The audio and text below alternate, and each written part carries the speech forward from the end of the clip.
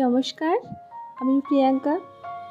আমার আরও একটি নতুন ব্লগে আমার সকল প্রিয় বন্ধুদেরকে ওয়েলকাম জানাচ্ছি। আর চলো আজকের ব্লগটা এখন থেকেই শুরু করলাম। এখন ওই ঘড়ির কাঁটার সময় ওই 6:30।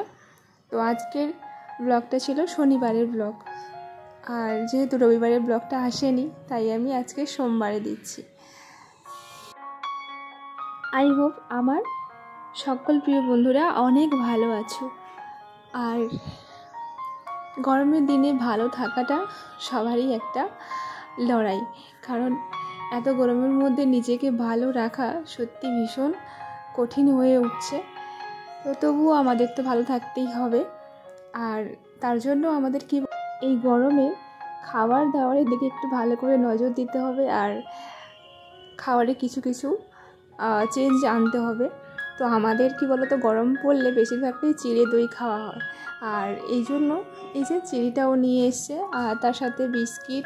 তো ওইগুলো আমি গোছাচ্ছিলাম সকালে উঠে। আর এখানে যেহেতু শনিবার, একটু দুজন মিলে একটু আড্ডা দিচ্ছিলাম, গল্প করছিলাম। আর কাল এনেছে পেয়ারা, আঙুর। ছেলের তো আবার ভীষণ পছন্দ পেয়ারা, তো কালকে নিয়ে আসার সঙ্গে সঙ্গে তো একটা খেয়ে নিয়েছে পেয়ারা আর আঙুর। তবে পেয়ারাটা একটু বেশিও খেয়েছে। আর আজকের আমাকে সকালেই বলে দিয়েছে যে স্কুলে যাওয়ার সময় আমাকে পেয়ারাটা ভালো করে মাখিয়ে দেবে আর বেশি করে দেবে। তো ও একা খায় না, স্কুলে নিয়ে গেলে ওর পাশে যারা থাকে বসে ছেলের সব বন্ধুরা, তো ওদেরকে কিন্তু দিয়ে খায়। আর শেষে আবার ও এটাই বলে যে ওর ভাগে কম পড়ে গেছে, বা ও একটা খেয়েছে এরকম বলে। তো ওকে আবার সেটা বললাম যে তুমিও খাবে, তাদেরকে দেবে, তবে একটু কম করে দেবে। সবাই যে যার খাবার নিয়ে আসে, ও আবার কি করে সবাইকে একটু দিতে পছন্দ করে, তাই দিয়ে দেয়। আর বেশিরভাগটাও দিয়ে দেয়। আর ওর শেষে আবার বলে আমাকে, আনার সময় তো জিজ্ঞেস করি কি খেয়েছে কিনা টিফিন, তো সে তখনই বলে সব কিছু। হ্যাঁ, টিফিন শেয়ার করাটা তো খুবই ভালো। আমরাও ওকে সবসময় এটা শেখাতে শেখাই ছোটোবেলা থেকে, যে সবার সঙ্গে এভাবে শেয়ার করে খেতে হয়। তো ও দেয়, তবে ও দেওয়া শুরু করলে আবার সবাইকে সব বিলিয়ে দেয়, নিজের জন্য আর রাখবে না। কিন্তু টিফিনটা তো দেওয়া হয়েছে, আর সবারই আশা করি বাবা মা টিফিন দিয়ে থাকে বাচ্চাদের। তো ও এরকমই করে, কদিন করছে। আর যেটা ওর ভালো লাগে সেটা তো খায়, আর যেটা ভালো লাগে না খায় না। বাড়িতে নিয়ে চলে আসে। আর আমরা তো সেরকম বাইরে কোনো কিছু খাবার দিই না, বাড়িতে বানিয়ে যতটা পারি দেওয়ার চেষ্টা করি।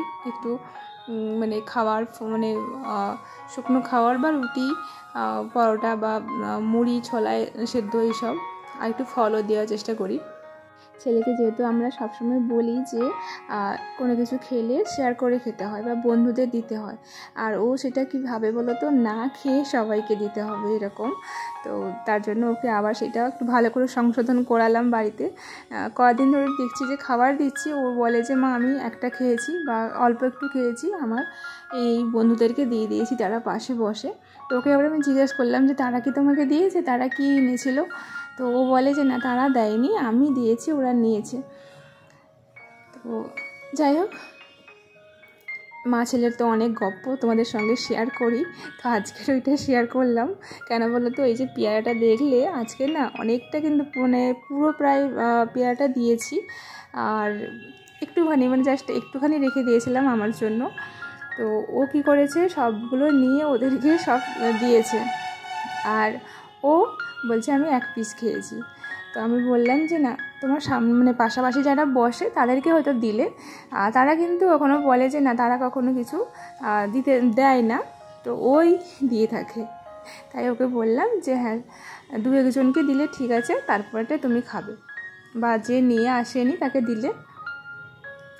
আর এদিকে দেখো, কথা বলতে বলতে ছেলের টিফিনটাও ওদিকে গুছিয়ে দিয়েছি, আর রান্না বান্না তো হয়ে গেছিলো। তোমার দাদাভাই খেয়ে দিয়ে স্কুল যাচ্ছে, আর এইদিকে আমিও বেরিয়েছি ছেলেকে স্কুলে ছাড়তে যাব। তো সম্ভবত এই ব্লগটা শুক্রবারে ছিল, কারণ শনিবারে কিন্তু ছেলের স্কুল ছুটি থাকে। আর আমি ভুল বলে দিয়েছিলাম প্রথমের দিকটা, ওদের স্কুল প্রত্যেকটা শনিবারে ছুটি থাকে, আর সপ্তাহে ওই 5 দিন ক্লাস হয়। তো এটা শুক্রবারের ব্লগ ছিল। যাই হোক, এদিকে দেখো ছেলেকে ছেড়ে দিয়ে চলে এসেছি। আর এসে যেহেতু রান্নাবান্না হয়ে গেছিলো, তো রান্নাঘরটা একটু ভালো করে গুছিয়ে নেব আর একটু ভালো ক্লিন করে নেব। তো আর হ্যাঁ, ওকে তো ছেড়ে দিয়ে চলে এসেছি। আর ওর স্কুল ছুটি হয় ওই 2টোর দিকে। আমার এখানে ওই সংসারে আর টুকটাক কাজ থাকে, তো ওইগুলো করে টোরে একটু বিশ্রাম নিতে সেই মানে বেজে যায় 1টা বা 1:30টা। তো তারপরে আবার সেই বেরোনোর সময় হয়ে ওঠে। তো এই জন্য ঝটপট করে কাজগুলো করে নিচ্ছিলাম।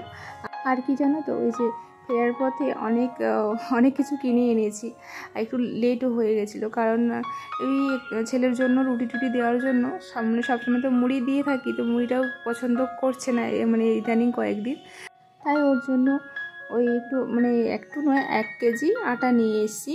আর আটার ভাবছি যে হয় পরোটা, না হলে রুটি, এগুলো বানিয়ে দেবো।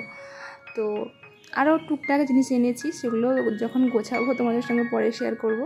আর এদিকে দেখো, কথা বলতে বলতে স্নান টান করেও চলে এসেছি। আর ঠাকুর ঘরে একটু আমার ঠাকুরকে একটু জল তুলসীও দেবো।